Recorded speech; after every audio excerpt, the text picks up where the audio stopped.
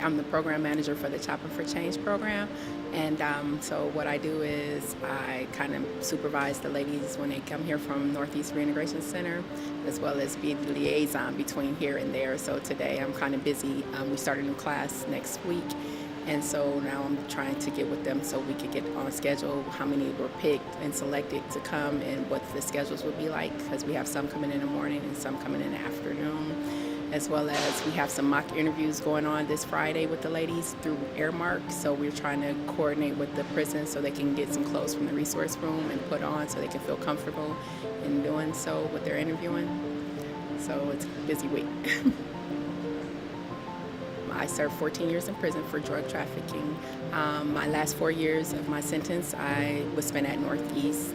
I was on the groundbreaking of reintegration, so I was one of a few women who helped with setting that up, from getting all the programs together, doing all the documents that needed to be done, making it okay for when the director came for the ribbon ceremony.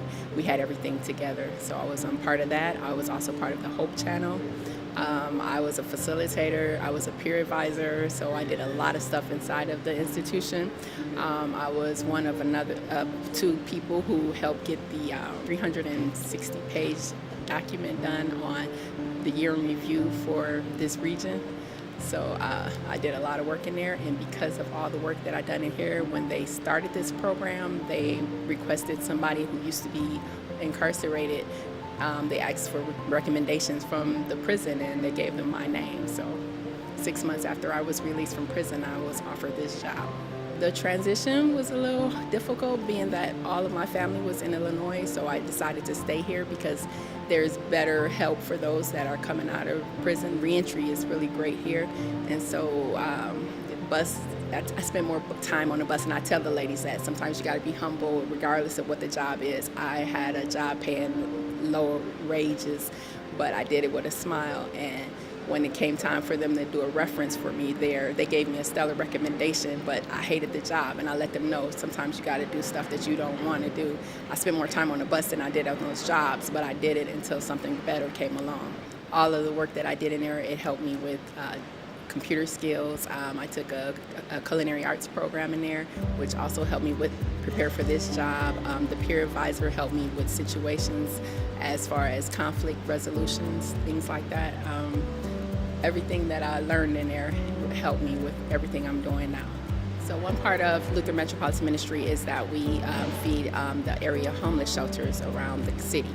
And so we feed them breakfast, lunch, and dinner every day, 7 days a week, even holidays. And so the ladies, some of them, when they first get here, they'll help like cut up and prep food for the next day for the shelters.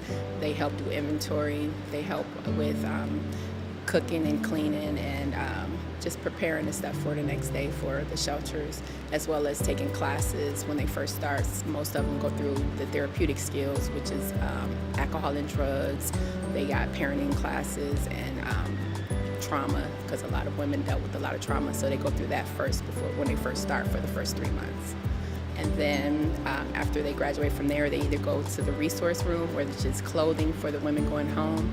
So they are learning fashion. They put on fashion shows. We've done some at the prison as well as here.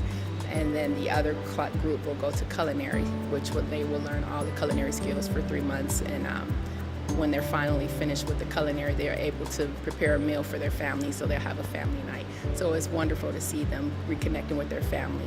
We had one lady who said that this was the first time she ever cooked for her daughter because she was young when she got locked up, and it's just heartfelt. Oh, this program is very important because I've seen the women, every woman who have left the program and graduated from the program and went home, all of them are employed. They call back with their stories. Some of them will come back and talk to the ladies about what they went through and what their experiences were, so to help them with their going home. But I just recently had a phone call with one lady who went back to Toledo, and she said she's a general manager at a restaurant chain there, and that she felt good hiring her first person who was locked up with her. And she told me anybody coming that way, that she'll help them get a job as well. Well, it's very important to hire ex-felons because I'm a walking billboard. They took a chance on me being able to work with the women 6 months after coming home, and I blossom from it, and I'm grateful for it and thankful. And we're hard workers when we get out of prison. We really are. So many women need this, and men as well. And it's very important that people get involved and see that you can hire an ex-felon and your job will be okay.